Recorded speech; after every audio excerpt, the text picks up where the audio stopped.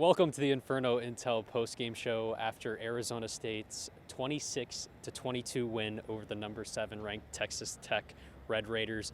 I'm Parker Bay, joined alongside Editor-in-Chief Adam Kunin. And Adam, just break down that 2-minute drill to end the game there. Yeah, it feels like we've seen this story before with ASU. I mean, we even saw it against TCU, but this team finds ways to win games towards the end. I mean, they give up that late touchdown, obviously.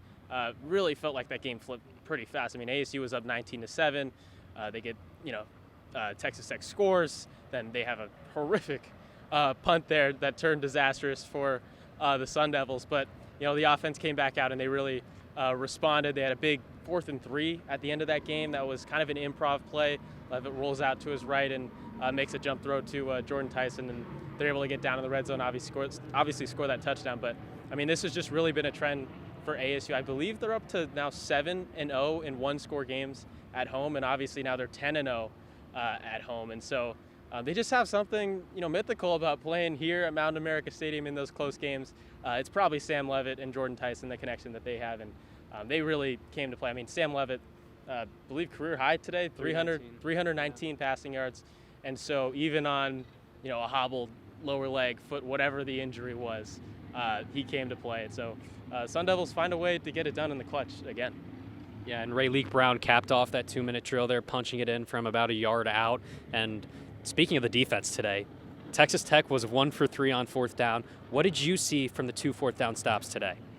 Well, I mean, I saw ASU playing really hard on defense. I mean, they were thumping on the defensive end, and it was kind of a point of emphasis this week for Kenny Dillingham and his squad. Obviously coming off that bad loss to Utah, 42-10. They talked about how embarrassed they were, especially on that defensive side of the ball, with the real, the lack of physicality that they had. So much so that on Tuesday this week, Kenny Dillingham stopped practice and said, we're going live. We're going to hit live because we need to bring that physicality back. And so you felt it today. Every time a Texas Tech player had the ball, I mean, they were coming, and they were coming to hit hard. And so you have to give credit to Brian Ward and this defense because they responded to a really disappointing performance in the week prior. Texas Tech had scored at least 34 points in every game coming into today, held to 22. They did give up that touchdown late, but, I mean, for the most part today, they had Texas Tech at 7 points in the 4th quarter. And so give credit to guys like Boogie Wilson coming in. I mean, he was laying the boom. He was definitely making some plays on defense, and they were able to even generate some pass rush, affect Will Hammond. Tough situation for a freshman to be thrown into here, making his first start this season, but you have to give credit to this ASU defense. They really came to play, and they were playing hard. You mentioned those 2 4th downs, standing tall in the red zone. ASU, not great on offense in the red zone, but defensively, they made plays when they had to, especially on that defensive end. Yeah, I wanted to mention the Martell Hughes interception was huge earlier in the game. You talked about the lack of converting in the red zone. Jesus Gomez was 100% today, perfect. The last home game here against TCU, he missed 2 field goals. So big comeback for him. How much does that help his game going forward? Well, I mean, Jesus has been pretty nails this year besides, a few spot moments. But, Kenny talked about the kicking game in terms of kicking field goals being pretty good. Everywhere else on special teams, not great today. He said he's got to get that fixed moving forward. You obviously look at that late punt, a couple kick returns, just not great overall. But Jesus, when they called upon him, perfect today.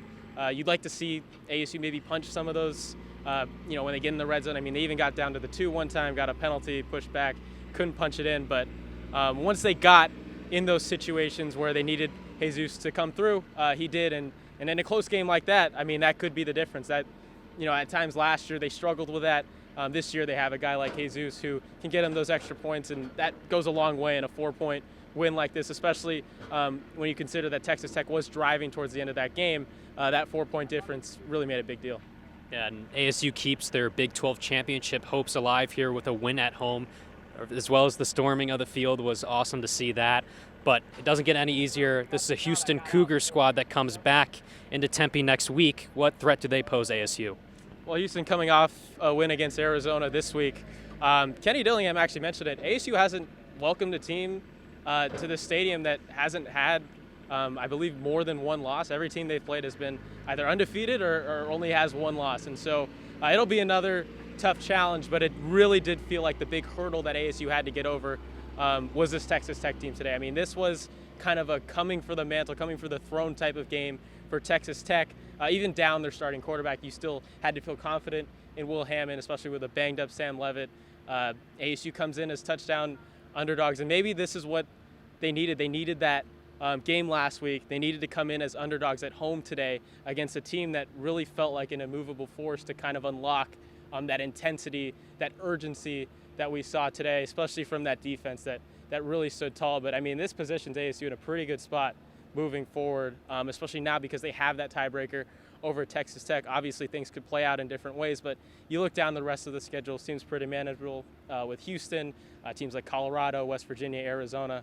You feel like ASU could potentially run the table and find themselves back in Arlington to play in that Big 12 championship, but that's down the road.